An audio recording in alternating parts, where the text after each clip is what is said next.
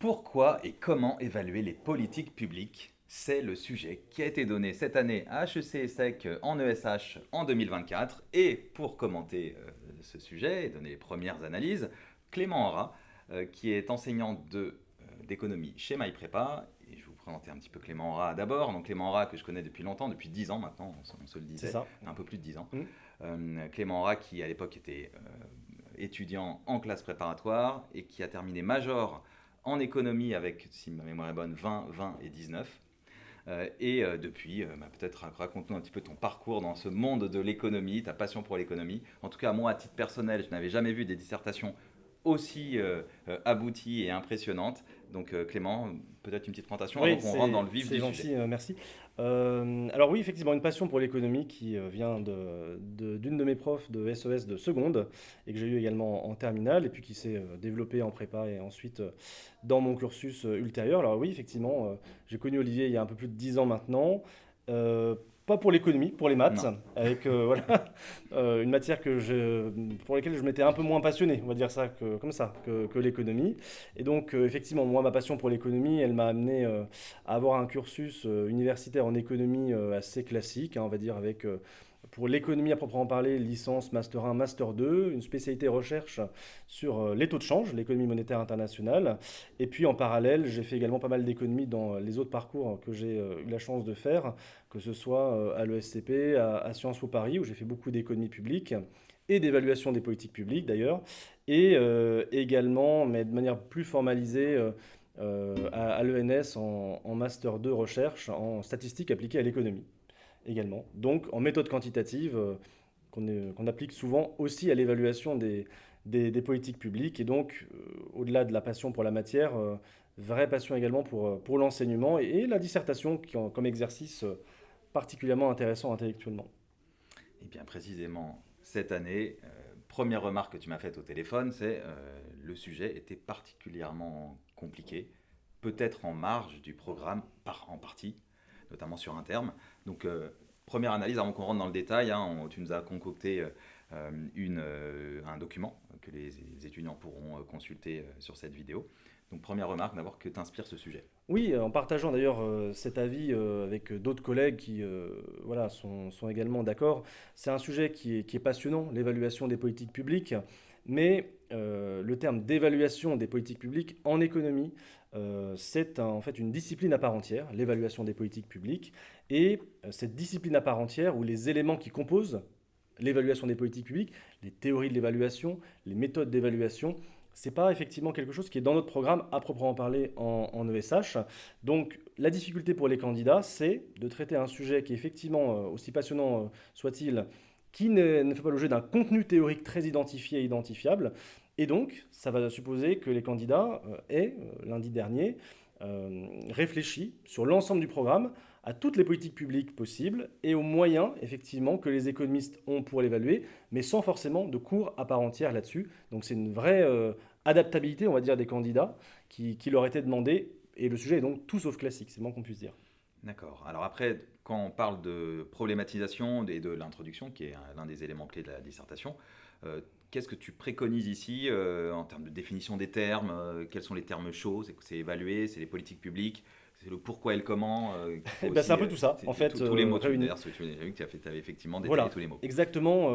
Tous les candidats savent, c'est vrai en dissertation de manière générale, en culture générale aussi, mais c'est vrai aussi en ESH. On ne fait pas une bonne dissertation sans réfléchir spécifiquement au terme du sujet. Et là aussi, le paradoxe, c'est qu'il n'y a pas de terme difficile. Il n'y a pas de barrière à l'entrée dans la compréhension des termes. Tout le monde sait ce que ça veut dire pourquoi, tout le monde sait ce que ça veut dire comment. Peut-être qu'évaluer, il y a un petit débat, mais personne ne bloquera sur le terme d'évaluer ou d'évaluation. Et quant aux politiques publiques, je ne suis pas sûr que ce soit un terme qui soit très difficile non plus à définir. Donc, il faut problématiser effectivement à partir de ces termes-là, mais justement essayer d'aller un petit peu plus loin. Quels vont être les différents sens possibles des politiques publiques? Qu'est-ce qu'on va entendre par évaluer? Il y a plusieurs évaluations possibles. Et puis bien sûr, même sur les termes très simples, hein, les adverbes comme pourquoi et comment, après tout, il y a plusieurs interprétations d'un même comment. C'est pas la même chose de demander enfin, sur un sujet d'économie comment expliquer tel phénomène. Ça, c'est vraiment un comment qui va relever de l'explication, souvent théorique, et de demander comment juger tel ou tel phénomène, positivement, négativement. Et c'est une distinction qu'on fait souvent, hein, le comment positif, descriptif et le comment normatif, et qu'on pouvait appliquer concrètement au sujet. Et c'est vrai qu'on a beaucoup travaillé ça à MyPrépa avec les étudiants, comment interpréter les sens du mot comment. Et pareil sur le pourquoi, hein. Le pourquoi d'une chose, c'est la genèse du questionnement, aussi bien que les justifications parfois plus contemporaines qu'il peut exister. Donc on s'interroge sur les multiples sens des adverbes, on essaye de se demander, même sans avoir de cours sur l'évaluation à proprement parler, qu'est-ce que ça veut dire évaluer? Qu'est-ce que ça veut dire qu'un professeur qui évalue ses élèves? On peut faire une évaluation pour sanctionner les élèves qui éventuellement n'auraient pas bien appris leur cours, notamment d'économie. C'est la fameuse évaluation sommative. On peut évaluer les élèves simplement pour faire un état des lieux de leur compréhension, donc avec une visée qui est totalement autre. C'est une évaluation plutôt dite formative de ce point de vue-là. Et vous voyez, avec des distinctions qui sont comme ça assez rapides Ouais, ce que tu mets à ici. imaginer et qui ne sont pas forcément, là aussi, inatteignables pour les candidats, puisqu'on peut vraiment se poser la question dans notre vie de tous les jours, qu'est-ce que ça veut dire évaluer? Quand est-ce qu'on évalue? Est-ce qu'on évalue avant d'agir? Est-ce qu'on évalue après, rétrospectivement? Eh bien, avec ce type de questionnement, on va pouvoir faire une bien meilleure dissertation. Et puis, pour terminer, je dirais que, comme toute dissertation, au-delà des termes du sujet qu'on va questionner, eh bien, il ne faut pas hésiter à adopter une démarche vraiment réflexive sur est-ce qu'il y a des économistes qui ont débattu de la question. Et la question des politiques publiques est quand même très très débattue, et donc notamment de leur efficacité. Est-ce qu'il y a probablement des acteurs qui participent à l'évaluation plus que d'autres? Et est-ce qu'il n'y a pas là aussi des problèmes qui peuvent être rencontrés?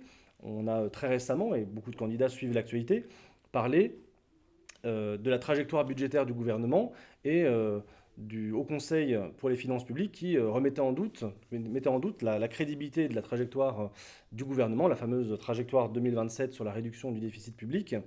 Bah, c'est une instance indépendante, hein, liée à la Cour des comptes en partie, et qui évalue une politique publique, en l'occurrence la politique essentiellement budgétaire. Donc on va s'interroger assez facilement sur les acteurs de l'évaluation, sur qui évalue, et avec le qui, on aura à la fois le pourquoi et le comment. Et c'est ce type là aussi de réflexion qui valorisera les copies. Et du coup, en termes de problématique, là, quand on voit un libellé où on a une question, la tentation est grande de reprendre la question et de peut-être l'agrémenter de Oui. compléments. Toi, est-ce que tu mettrais des compléments? Est-ce que tu penses que la problématique de la question suffit? Comment tu complexifierais tout ça? Alors, c'est vrai qu'il y a souvent un débat entre correcteurs sur la problématique. Est-ce qu'on doit répéter le sujet tel quel? Ou est-ce qu'on doit forcer les candidats, et donc sanctionner ceux qui ne le feraient pas, à reformuler entièrement la problématique?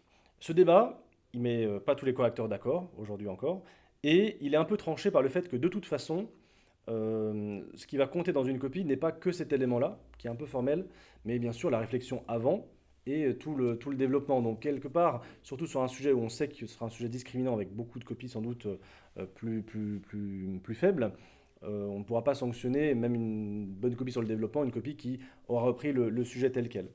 Alors après, pour faire on va dire le mieux possible, je pense que le bon moyen de problématiser un sujet comme ça, en restant dans le sujet, hein, donc en ne s'écartant pas vers une problématique hors sujet, c'est effectivement d'avoir identifié les différents sens du mot comment, du mot pourquoi, de l'interrogation sur les acteurs. Et à partir de là, moi ce que je conseille souvent aux étudiants, c'est de faire une problématique interrogative un peu indirecte qui permet d'inclure deux questions.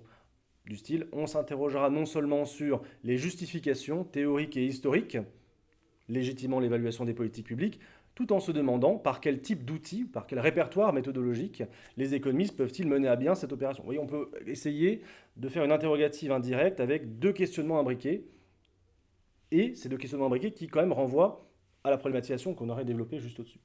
D'accord. Euh, on poursuit. Tu veux Oui, bien peut-être sûr. là ici, donc est-ce que tu veux commenter ce que tu as préparé Oui, peut-être juste pour une petite remarque sur les politiques publiques. Je pense qu'on sanctionnerait on sanctionnera les candidats qui ont été un petit peu monomaniaques sur une seule politique publique à proprement parler. Hmm. Il y a un pluriel, et j'entendais des candidats interviewés en micro-trottoir qui disaient effectivement ah, j'ai parlé que de la politique monétaire, que de la politique de lutte contre les inégalités, etc. Un sujet aussi large suppose vraiment au moins plusieurs exemples, au moins trois quatre politiques publiques différentes. Donc il y a toutes les politiques économiques, conjoncturelles, la politique budgétaire, la politique monétaire, toutes les politiques structurelles, politique industrielle, politique de l'innovation, politique de croissance, politique de la concurrence, et et la politique fiscale et plein d'autres. Les politiques plutôt transversales, hein, la politique commerciale, la politique environnementale, la politique climatique qu'on a aussi dans notre programme. Et puis, bon, ça c'est pour notre programme de SH. En réalité, hein, quand on fait l'évaluation des politiques publiques, par exemple, en cours plus théorique, on évalue toutes les politiques publiques, y compris les politiques éducatives, y compris les politiques de sécurité intérieure. C'est quand même un thème qui ne se consacre pas exclusivement qu'à l'économie ou même à la sociologie. Et les rapports de la Cour des comptes ou de n'importe quelle inspection dans un ministère sont extrêmement transversales, politique de santé comprise par exemple. Donc D'accord. voilà, pas hésiter à vraiment avoir une vision large du sujet et à piocher des exemples un peu différents, ça valorisera forcément la copie. Et tu varierais les échelles d'analyse, c'est-à-dire collectivité locale, Oui, tout à fait. gouvernementale, étatique Oui, et supranationale? effectivement. Et puis, qui dit politique publique dit à la fois politique, donc ça veut dire quand même qu'il y a une initiative politique derrière et le sujet questionne également le lien qu'il peut y avoir entre la décision politique et l'évaluateur qui, a priori, n'est pas dans la décision politique. Et puis le public, public au sens de notre programme, hein, c'est toutes les administrations publiques, centrales, locales, territoriales et de sécurité sociale, et tous les organismes également rattachés à l'État, par exemple les établissements à caractère industriel et commercial, la SNCF par exemple. Donc on pourrait même aller évaluer les politiques de transport ou ce genre de choses. C'est pas du tout inenvisageable sur ce type de sujet. Si on réfléchit au plan, avant Oui, de rentrer dans le détail, là, moi, le novice que je suis, quand je vois ce sujet, pour avoir lu aussi beaucoup de bonnes copies, là, il y avait sans doute plusieurs possibilités. La possibilité évidente est le plan en deux parties, qui parfois, j'ai déjà vu des copies oui, qui tout ont à eu fait, bien 20 sûr. avec deux parties, donc c'est possible. Mm. Où là, il y avait grand 1 pourquoi, grand 2 comment. Euh, et puis là, peut-être une troisième partie sur les limites, et tu m'as dit que c'était un petit peu ce que tu avais finalement fait. Euh, Est-ce qu'il y avait d'autres types possibles, c'est-à-dire Oui, d'inclure du pourquoi comment dans chacune des parties? Quel est pour toi le plus judicieux? oui, Souviens-toi quand tu étais étudiant, qu'est-ce que tu aurais fait toi avec les moyens qui étaient les tiens, qui étaient grands déjà à l'époque, c'est mais gentil. sur ce sujet? Oui, on peut. Alors, effectivement, je pense qu'on aura beaucoup de copies avec pourquoi, comment, grand 1, grand 2. La question qu'on peut se poser, c'est est-ce que c'est forcément équilibré? Je pense qu'il y a plus de choses à dire en fait sur le comment et sur les conséquences que ça peut avoir que sur le pourquoi. Et je dirais presque de manière un peu provocatrice, on pourrait d'ailleurs le dire en introduction de manière mesurée, que la question du pourquoi évaluer les politiques publiques, elle est presque un peu rhétorique. C'est un peu pourquoi être en bonne santé. Bah, C'est il va d'ailleurs ce que falloir, je t'ai dit voilà, dans nos il va échanges, falloir pourquoi c'est trouver, simple. c'est ça, il va falloir trouver des arguments sur qu'est-ce qui peut justifier de faire quelque chose qui peut paraître évident. Donc peut-être que le plan serait un peu déséquilibré si on faisait que deux parties, mais c'est possible. En soi, il n'y a pas du tout de règles en la matière. Ce qui est bien, c'est d'essayer de le déguiser un peu plus pour montrer un fil directeur logique. Donc effectivement, moi je pars effectivement sur un plan qui est un petit peu remodelé avec l'ensemble des justifications et déjà quelques éléments concrets sur la manifestation de l'évaluation des politiques publiques. Ensuite, effectivement, on plonge dans le débat sur la manière dont c'est réalisé, mais également la manière dont ça a transformé la science économique, hein, et on répond du coup aussi à la genèse comme ça théorique, d'où vient l'évaluation des politiques publiques. Ça a quand même totalement transformé la discipline. L'évaluation des politiques publiques, elle n'existe pas dans la théorie néoclassique de la concurrence pure et parfaite, totalement formalisée et épurée.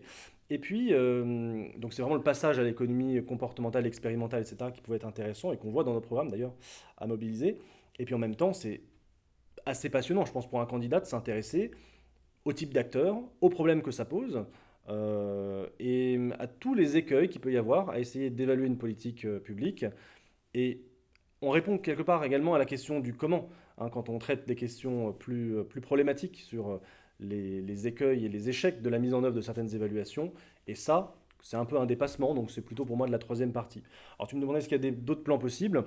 On peut faire un plan thématique sur pourquoi et comment évaluer les politiques publiques, c'est-à-dire traiter le pourquoi et le comment dans des parties, à l'intérieur, en sous-parties, et avoir plutôt des grands blocs sur pourquoi et comment évaluer les politiques publiques à l'aune de...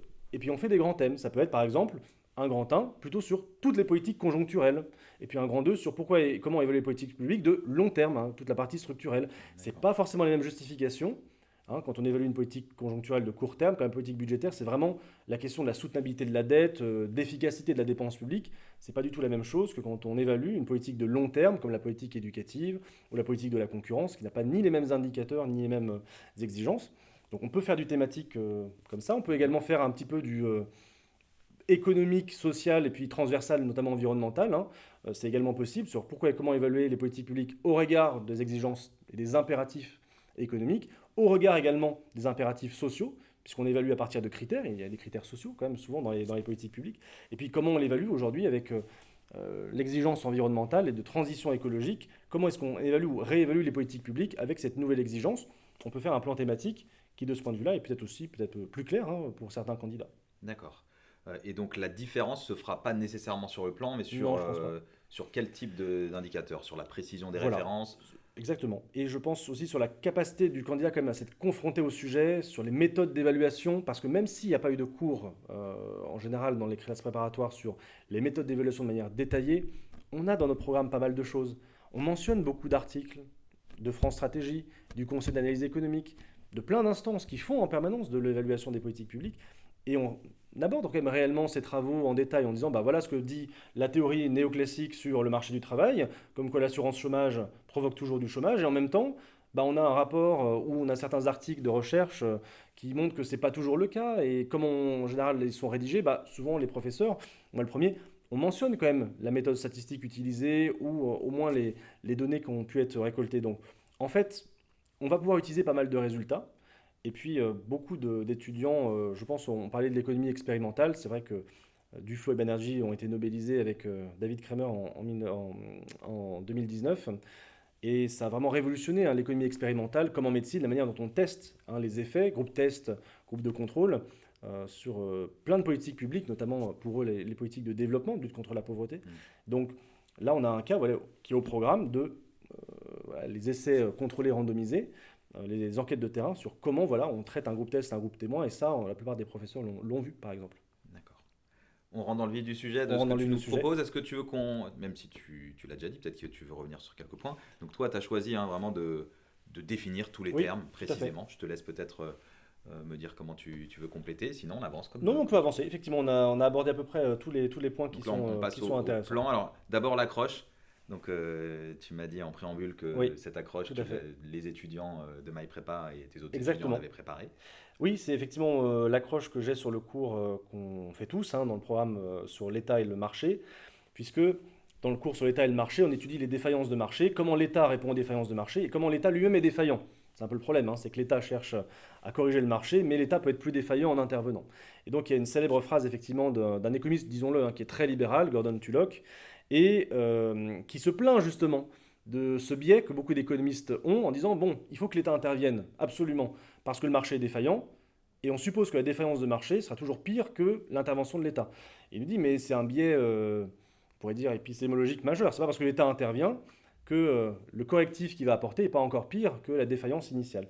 Et donc, justement, ça nous amène en général à évaluer la politique publique, parce que dans la culture de l'économie publique, ou même des gouvernements, c'est quand même pas dans la tradition pendant longtemps, ou ça n'a pas été pendant longtemps, la tradition d'évaluer ce que l'État fait.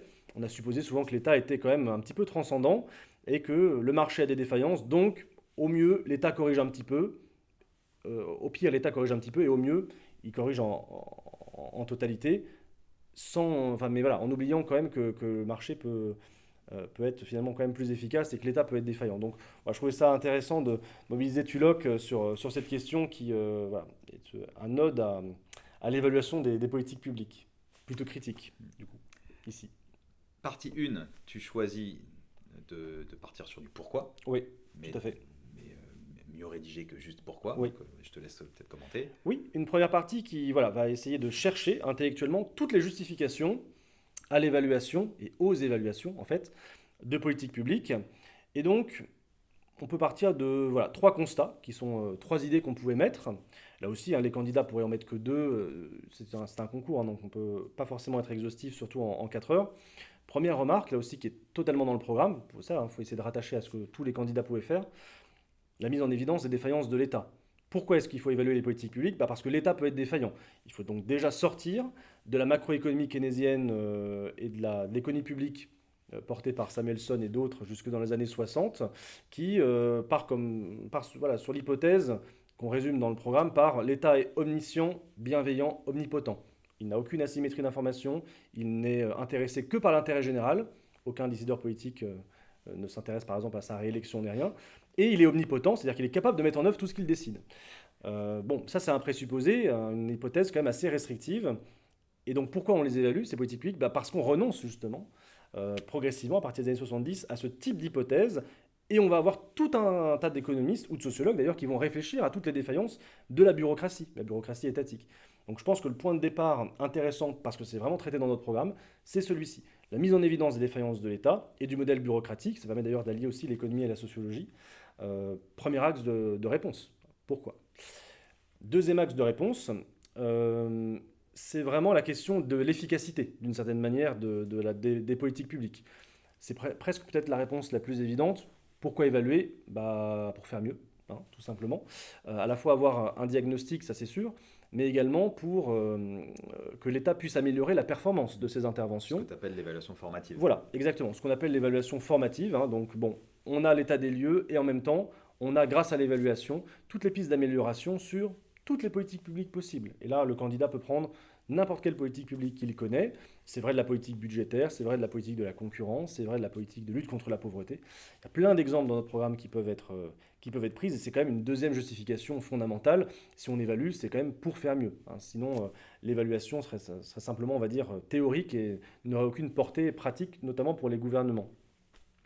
Et puis comme on est quand même dans une matière avec trois disciplines, si j'ose dire, je Oui, crois la que c'est sociologie. intéressant également, voilà, de mettre en avant certains enjeux sociaux et politiques. Et dans notre programme, souvent, on voit des références comme Yann Algan et Cahuc, la société de défiance. Et avec les étudiants, par exemple, à Maï Prépa, on a travaillé cette référence et qui montre qu'un des mots de la société française actuelle, c'était le manque de transparence, le sentiment, en tout cas, de manque de transparence dans la vie publique, et l'absence d'évaluation ou l'opacité de certaines évaluations dans les politiques publiques est en partie responsable. C'est une des caractéristiques possibles, effectivement, de ce sentiment de défiance des Français vis-à-vis de leurs élites. Et on pouvait mobiliser également ce type d'analyse pour dire que l'évaluation, au-delà de la mise en évidence des défaillances de l'État ou de la volonté d'améliorer l'action de l'État, c'était aussi finalement un moyen de renforcer le contrôle démocratique de la société civile sur les politiques publiques qui sont toujours normalement rendues au nom du peuple qui en est censé est censé en être d'accord.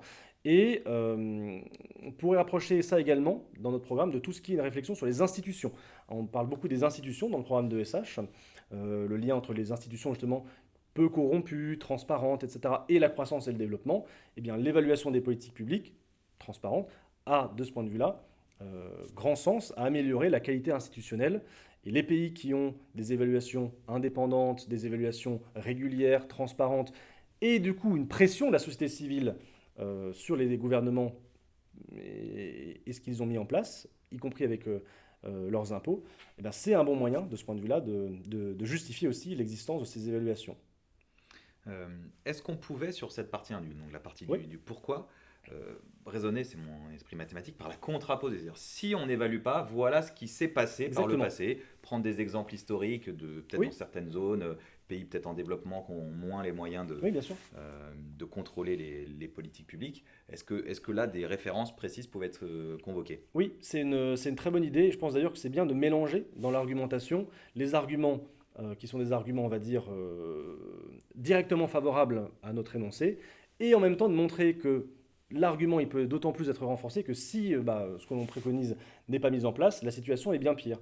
Donc effectivement, par exemple, puisqu'on parlait à l'instant des institutions et des pays peut-être en développement, il y a plein de pays en développement qui n'ont aucune évaluation des politiques publiques ou qui ont des évaluations de politiques publiques qui sont en fait politisées, c'est-à-dire avec des instances non représentatives et ou directement rattachées au gouvernement, donc pas indépendantes par définition, et qui, sur la politique budgétaire, sur la politique monétaire, avec des banques centrales pas indépendantes, vont avoir effectivement des conséquences négatives telles que un biais inflationniste, politique monétaire de relance sans jamais qu'il y ait de ce point de vue-là de contrôle sur la quantité de monnaie qui soit créée.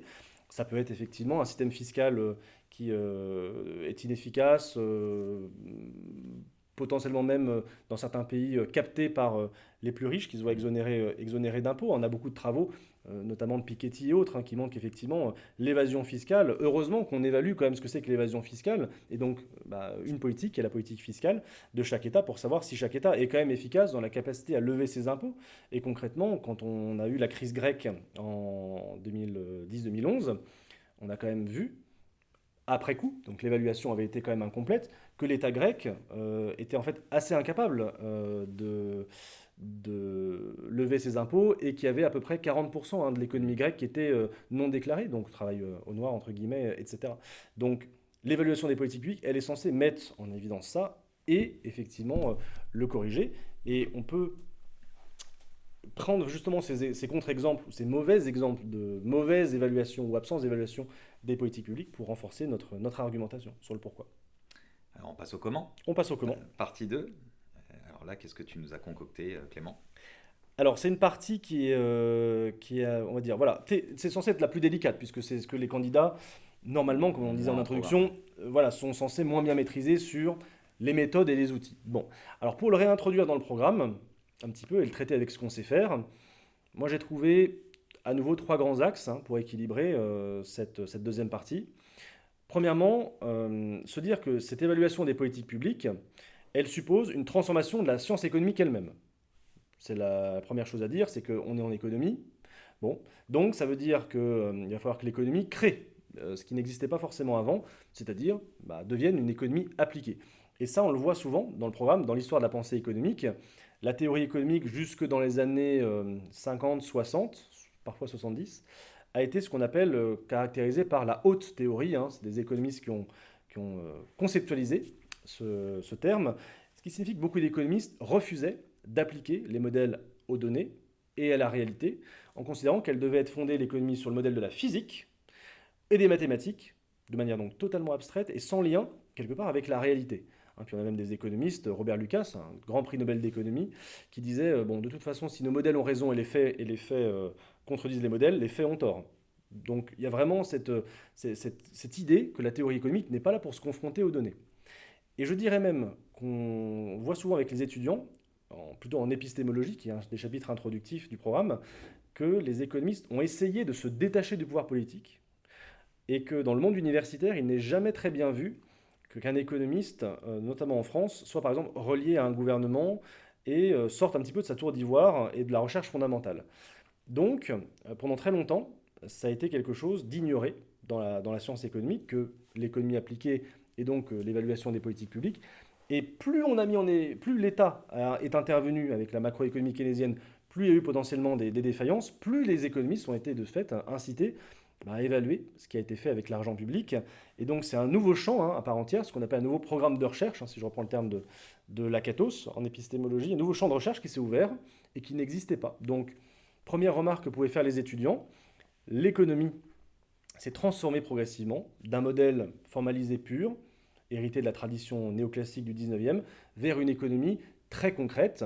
Et puis, avec les étudiants à MyPrépa, on a vu par exemple Duflo et Banerjee, donc les deux prix Nobel 2019, qui, dans leur ouvrage de 2020, qui s'appelle Économie utile pour des temps difficiles, alors on est vraiment dans l'économie appliquée, économie utile pour des temps difficiles, disent les économistes doivent passer de physiciens à plombiers. Et on est exactement dans cette réflexion. Et on y reviendra sur l'économie expérimentale. Les économistes ne sont pas que, ou ne doivent pas être que des physiciens qui élaborent des grandes lois et des grands modèles, parfois très sophistiqués mathématiquement, mais ils doivent faire en sorte, tel un plombier, de réparer les différents problèmes qui ont lieu dans la vie économique et sociale. Et ça passe notamment par l'évaluation. Donc moi, le premier axe, avec le programme qu'on pouvait mobiliser, c'est celui-ci. D'accord. Et voilà, les deux autres axes sont des axes là aussi qui sont, je pense, venus à l'idée de beaucoup de candidats. Bon, quand on évalue, on essaye d'évaluer l'atteinte, la cohérence bien sûr de l'objectif avec les moyens, mais également l'atteinte de l'objectif. Et donc pour mesurer l'atteinte d'un objectif, il faut des indicateurs. Donc là, il y a une batterie d'indicateurs dans tout le programme. Et bien sûr, collecter les données pour avoir des indicateurs, le taux de chômage, le taux d'emploi, le taux de croissance. Et c'est bien d'avoir une petite réflexion sur voilà, le fait que les économistes ont des batteries d'indicateurs sur de très nombreuses politiques publiques. Donc ça, je pense que les candidats n'ont pas eu de difficulté par rapport à cela. Et puis on n'évalue pas que la cohérence et l'atteinte de l'objectif, on évalue également l'efficacité en soi. Ça veut dire que le but, c'est pas forcément de baisser le chômage, c'est de baisser le chômage et de le faire avec le moins d'argent public possible. Donc il n'y a pas que le taux de chômage, la variation par exemple dans le taux de chômage dans le temps qui compte. Et il y a cette question effectivement de l'efficacité et de la pertinence. Est-ce que de toute façon l'objectif était le bon? Et donc là, vous voyez, on est dans un registre beaucoup plus normatif. La partie d'avant, c'est plutôt comment on évalue avec les indicateurs, c'est très descriptif, explicatif. On est donc dans le comment explicatif. Et le comment normatif, c'est justement, on va chercher à se dire, est-ce que l'évaluation des politiques publiques ne doit pas parfois remettre en cause les objectifs qu'a fixé le gouvernement, qu'a fixé l'État? Est-ce qu'une bonne évaluation n'est pas celle qui aussi est capable de se dire, bah, finalement, l'objectif initial, même atteint, n'était pas le bon? Et donc là, on a également, vous voyez, un jugement de valeur à avoir, subjectif, mais que l'économiste peut donner sur la politique publique en elle-même. Est-ce qu'elle avait un sens, une justification? Et de ce point de vue-là, évidemment, qu'est-ce qui a un sens, qu'est-ce qu'il faut faire, qu'est-ce qu'il ne faut pas faire? Bah, la modélisation macroéconomique est là pour nous aider. On a sur la politique budgétaire un plein de modèles, le modèle ISLM et plein d'autres qui nous disent, bah voilà, en période de crise, il faut faire ça. Donc on peut voilà, l'adapter à toutes les situations. Et puis là aussi, on a aussi voilà, pas mal d'économies expérimentales qu'on peut mobiliser. Du Flow Banerjee, qui ont beaucoup travaillé sur les politiques de lutte contre la pauvreté. Eh bien, ce sont des économistes qui se sont attachés à montrer que certaines politiques de lutte contre la pauvreté, le microcrédit, la subvention des engrais et plein d'autres, dans leur ouvrage notamment Repenser la pauvreté, sont des politiques qui peuvent être inefficaces, peuvent être inadaptées, et ils le montrent comment? Avec des enquêtes de terrain. Donc ils vont sur le terrain, ils collectent des données pour avoir des groupes tests et des groupes de contrôle sur un modèle totalement similaire à la médecine. Et là, on a une méthode, l'économie expérimentale, ce qu'on appelle les Randomized Control Trials, donc les essais contrôlés aléatoires, qui sont aujourd'hui très très répandus, où on cherche à savoir, d'un département à l'autre, d'une région à l'autre, une qui a subi une politique publique, une qui ne l'a pas subie, si l'évolution des trajectoires est cohérente ou pas. Donc là, on avait pas mal de choses à dire sur ce comment également. Et justement sur la partie comment, on dit souvent que dans une bonne copie, il faut qu'il y ait des schémas, des graphiques représentant des modèles, des mécanismes. Est-ce que là, tu parlais du modèle ISLM, est-ce que c'était pertinent sur un sujet comme celui-ci de mettre des schémas? Alors effectivement, c'est même dans les consignes, hein, puisque effectivement le sujet a pris cette année l'intitulé de la réforme qui énonce pour les candidats, vous devez fonder votre réflexion sur les trois disciplines, économie, sociologie et histoire, et notamment sur les outils de la micro et de la macroéconomie, sur la formalisation mathématique et les représentations graphiques. Euh, alors je dirais que la petite difficulté, c'est qu'effectivement on peut mettre des schémas, comme le modèle ISLM, éventuellement d'autres modèles, OGDG, WSPS et d'autres, c'est tout à fait envisageable. Le seul problème, je dirais, c'est qu'il faut faire attention que le candidat ne s'écarte pas trop de la question de l'évaluation. Ce n'est pas un sujet sur juste l'efficacité des politiques publiques, c'est un sujet sur l'évaluation de l'efficacité.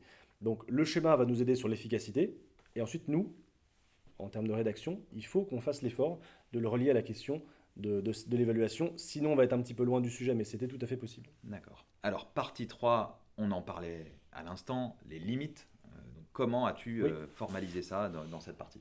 En fait, l'idée c'est de s'interroger sur toujours les méthodes d'évaluation et les acteurs. Quelque part, la troisième partie doit essayer d'apporter des compléments qui n'ont pas déjà été dits. Là, pour l'instant, de tout ce qu'on a dit ensemble, Olivier, on n'a jamais parlé de qui évalue.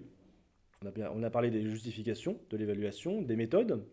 On n'a jamais parlé donc de qui évalue, ni forcément des problèmes posés, et donc de la manière dont les économistes pouvaient repenser un petit peu l'évaluation de ces politiques publiques, donc repenser à la fois le pourquoi et le comment.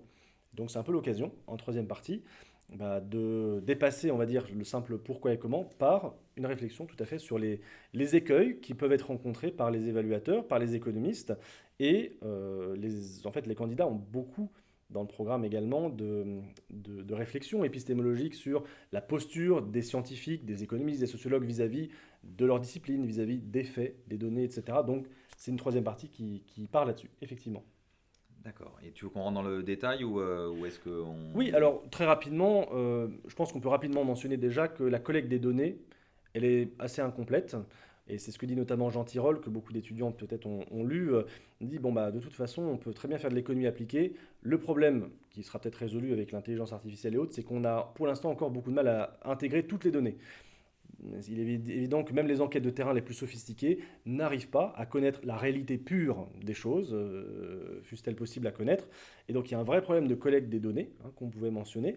Il y a également un problème majeur sur la multiplicité des objectifs. On a beaucoup de collecte de données, on a beaucoup d'indicateurs et on a beaucoup d'objectifs pour les politiques publiques.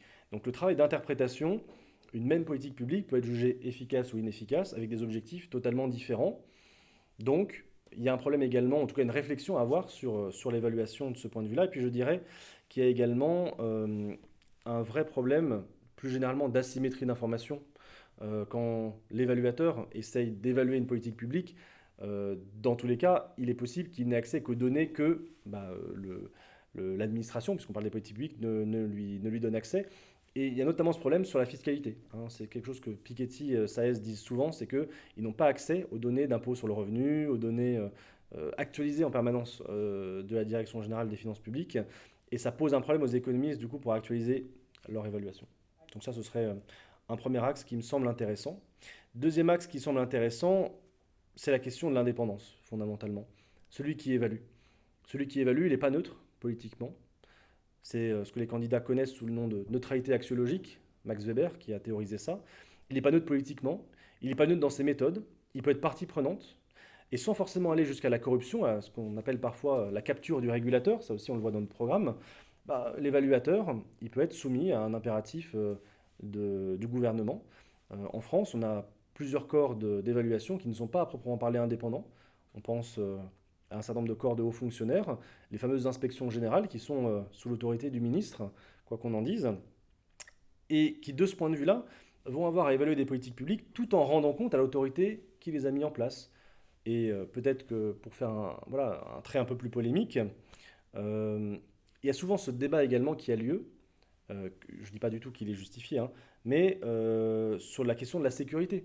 On a souvent entendu le reproche, qui me semble d'ailleurs infondé, mais qui peut en tout cas se manifester dans l'esprit de beaucoup de citoyens, comme quoi l'inspection générale de la police nationale était sous l'autorité du directeur général de la police nationale et du ministre de l'Intérieur. Donc pour évaluer une politique publique de sécurité ou certains faits, certains recommandent plutôt que ce soit des instances plus indépendantes. Donc, vous voyez, on peut avoir ce type de réflexion, plutôt sur le cadre de notre programme en économie et en sociologie, pour montrer que celui qui évalue, il a des biais de perception, on peut faire de l'économie comportementale, des biais politiques, il n'est pas forcément neutre. Et il faut donc penser à l'indépendance des évaluateurs, et c'est notamment ce que dit Jean Tirole, hein, aussi sur l'indépendance des agences pour mettre en place les politiques. En fait, il ne faut pas que le gouvernement ait toujours la main sur les politiques en question, encore moins sur l'évaluation. L'une des limites, hein, dont on Oui, parlait aussi, me semble-t-il, c'est l'acceptabilité tout à fait. par la population d'un pays ou d'un autre, hein, des politiques publiques. Est-ce que ça avait sa place, sachant qu'on peut rentrer dans des sujets polémiques? Oui, C'est-à-dire, par exemple, si on parle de la crise des Gilets jaunes, avec une politique qui était censée limiter le réchauffement climatique et qui a été entravée par cette crise. On peut parler de la sécurité routière, enfin après, il y oui, a de l'actualité qui nous bien sûr, nourrit. On peut parler de l'éducation, qui est difficile à bouger bien sûr. comme on le sait. Est-ce que ça n'était pas peut-être un petit peu trop polémique d'en parler dans une partie 3? Moi, je pense que dès que le candidat prend justement quelques risques et qu'il essaye de justifier par une argumentation objective, hein, il ne s'agit pas de se lancer dans une diatribe contre quelqu'un, un ministre, un président, ou d'ailleurs contre une politique en particulier sans justification, mais dès qu'il accepte quelque part de prendre un petit peu le risque et qu'il montre accessoirement, hein, qu'il est au courant de l'actualité, je ne vois pas comment ça pourrait être dévalorisé. Au contraire, pour moi, c'est très valorisant et ça empêche les copies un petit peu hors sol. Et puis c'est quand même une question qu'on se pose tous et qui faisait partie du sujet. Donc effectivement, moi je terminerai cette troisième partie par, Ou en conclusion, ou enfin, en conclusion, voilà, sur l'évaluation de l'évaluation. C'est-à-dire, au bout d'un moment, il faut que l'évaluateur soit responsable. Alors soit il est responsable devant ses pairs, pairs PAIRS, hein, donc devant les autres chercheurs, les autres évaluateurs, sans contrôle démocratique, ce qui est plutôt le modèle français. Ou alors, il y a une responsabilité démocratique, ce qui est plutôt le modèle américain avec, par exemple, les enquêtes parlementaires beaucoup plus développées, où de ce point de vue-là, eh bien, ce sont des représentants du peuple qui vont évaluer les évaluateurs ou évaluer les agences qui sont censées évaluer et régulièrement remettre en cause potentiellement les résultats des évaluations avec effectivement une question démocratique qui est posée. Et dans ce que tu disais effectivement sur les gilets jaunes et autres, on voit à nouveau le conflit entre objectifs et on voit aussi que l'évaluation, elle ne peut se faire qu'en fonction d'un contexte. La même politique, avec théoriquement le même résultat sur la variable attendue, par exemple l'environnement, peut être jugée totalement efficace dans son objectif sur l'environnement, mais totalement inacceptable socialement pour les inégalités, hein, et donc d'un autre point de vue totalement inacceptable. Et donc c'est vraiment une question de contextualisation que celle d'évaluer les politiques publiques, clairement. en conclusion, comment est-ce que tu aurais conclu? Est-ce que toi, tu avais l'habitude de réserver des ouvertures Hmm. particulières? Là, comment est-ce que tu ouvres? Alors, ce qui est bien en évaluation, en conclusion, c'est de montrer un petit peu sa position sur le sujet et d'un petit peu trancher la question. Alors ici, c'est vrai que c'est pas un sujet de dialectique, où on a tranché un débat opposant vraiment des économistes aux autres, mais le but, c'est pas simplement de rappeler les arguments qui ont été évoqués pendant 10, 11 pages dans les copies, on fait que se répéter en plus court, hein, sinon, c'est essayer d'apporter voilà, une réponse personnelle.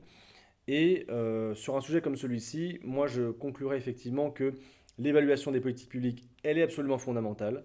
J'irais même jusqu'à dire qu'on ne l'a pas du tout assez pratiquée, que c'est une question de rigueur scientifique et également une question de démocratie, hein. Moi Justice, j'insisterai quand j'allais même dire. beaucoup là-dessus, voilà, de justice également. Et qu'il faut espérer justement que la révolution de l'économie expérimentale se généralise, comme elle est en train de le faire, à vraiment toutes les sphères de la vie économique et sociale, pour qu'on ait quelque part qu'on en ait pour notre argent en ce qui concerne la dépense publique ou plus généralement les interventions de l'État. Et puis après, les candidats sont amenés parfois hein, à faire une ouverture, hein, sachant que ce n'est pas quelque chose de sanctionné de ne pas avoir d'ouverture, mais ça peut être valorisant. Et de ce point de vue-là, on a pas mal d'ouvertures possibles. On évoquait ensemble des questions qui peuvent être, alors peut-être un petit peu trop délicates ou un petit peu trop hors programme, justement, enfin hors économie, sociologie, histoire pour être abordées. Donc justement, la question peut-être politique peut être abordée sans doute en ouverture. Pourquoi pas la question également de l'évaluation transnationale, hein, la question de l'évaluation au niveau européen, hein, de comment est-ce qu'il faut peut-être aussi dépasser le cadre des évaluations nationales pour évaluer les phénomènes désormais quand même mondiaux européens à une échelle plus régionale. Tout ça, ça peut prolonger, on va dire, la réflexion, par exemple, hein, en ouverture. Merci Clément pour cet apport important. Merci à Peut-être toi. un dernier mot Clément sur au niveau méthodologique, vu qu'il y a le sujet de l'ESCP qui approche. Oui.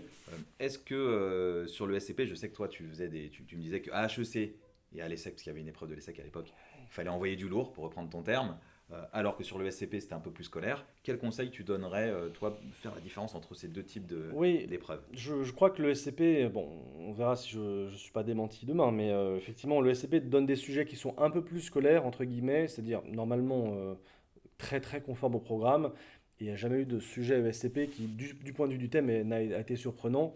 Depuis qu'Emmanuel Combe et Didier Marteau conçoivent le sujet, il y a vraiment une fidélité au programme. Et Emmanuel Combe, ça fait plus de 20 ans hein, qu'il est concepteur, 25 ans. Donc, de ce point de vue-là, on est sécurisé. Après, le SCP est d'abord évalué les compétences de base en économie, sociologie, histoire, c'est-à-dire capacité à définir clairement des termes, à utiliser des concepts de base et à les illustrer simplement. Donc la bonne copie, c'est la copie fluide, claire, qui part pas forcément dans des dimensions ultra sophistiquées et qui au contraire sont parfois alambiquées, voire qui délayent beaucoup trop par rapport au sujet, mais qui au contraire est une copie qui est capable de faire concis, simple et efficace. C'est plus ça, je dirais, qui est valorisé à l'ESCP, étant donné que c'est une épreuve qui est présentée vraiment par tous les candidats de France qui ont choisi ESH. Il y a aussi dans la notation un peu plus de mauvaises copies, hein, de fait, puisqu'il y a des candidats en moyenne un peu plus faibles qui se présentent, alors que l'épreuve HEC, SEC et DEC, il n'y a que ces trois écoles-là qui, ont choisi de retenir cette épreuve. Merci Clément De rien, pour Olivier. cette analyse et on espère que ça va être utile pour vous, hein, pour les préparationnaires de l'an prochain maintenant. On postera cette vidéo prochainement. Merci à vous et à bientôt chez MyPrépa ou ailleurs.